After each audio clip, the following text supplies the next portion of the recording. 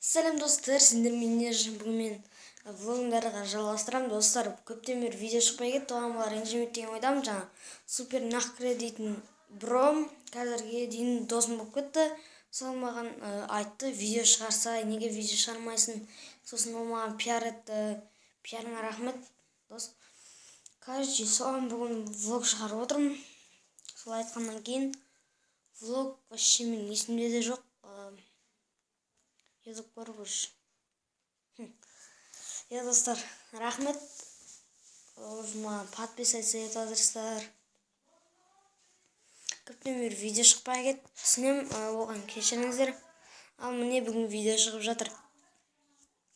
Достар, видео шықпай кеткенінің себебі менде монтаждауға керекті құралдар болмады.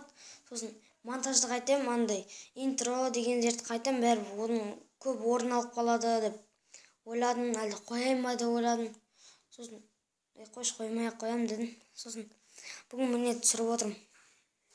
Сосын кешірім сұраңыздар. Кешірім сұраймын. И достар, бүгінгі влогымыз осы. Кешірім сұрау үшін түсірдім.